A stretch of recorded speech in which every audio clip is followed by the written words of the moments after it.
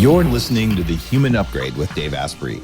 Okay, do levels users report in on stuff like hangriness and hypoglycemia, like the quality of their mood? Because I've noticed massive shifts in myself when I learned how to eat and I have blood sugar going all over the place. There's no question. And we are not collecting that data in sort of an empirical way right now. But if people go to our levelshealth.com/blog and look at our member stories, it's all over. We publish at least one member story a week. The way I think about it is that glycemic variability, ups and down swings in glucose, translates to ups and down swings in the subjective experience of our day, whether that's energy, mood lability, anxiety, brain fog, mental clarity. I think one of the biggest life hacks, it sounds like you've had this experience as well, is when you, like you said, learn to eat. And in doing so are keeping to these more gentle rolling hills of glucose, not these huge spikes and crashes. It totally stabilizes your experience of the world in many ways. And I mean, it's not like the cure for low energy or, anxiety, but it certainly takes away one variable that we know is the cure for anxiety. If your anxiety was coming from chronic lack of energy, and that was one of the things, I had chronic fatigue syndrome. I had the brain fog thing, and you get anxiety from feeling like shit all the time. You do. And so you can fix that just by learning, oh, look, I didn't spike and crash. Well, let me ask you this. Can you feel high blood sugar? Oh, absolutely. How do you feel it? How does it feel when your blood sugar is high? I know we can all feel low blood sugar, but what does high blood sugar feel like?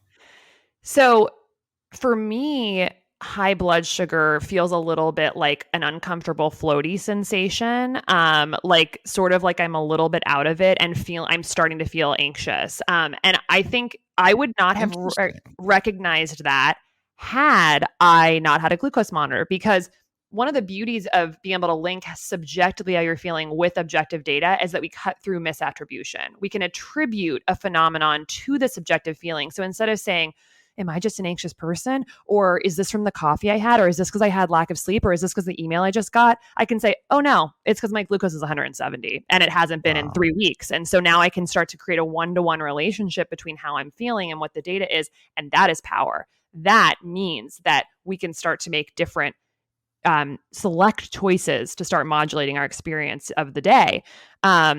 And this is a concept that we call interoception, glucose interoception. Interoception being the ability to feel what's going on inside your body. So we often talk about interoception with things like heartbeat.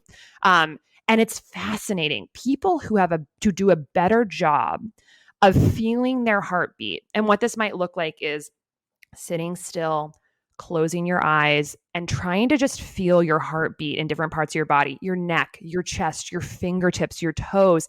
People who can do that reliably have better cardiac outcomes.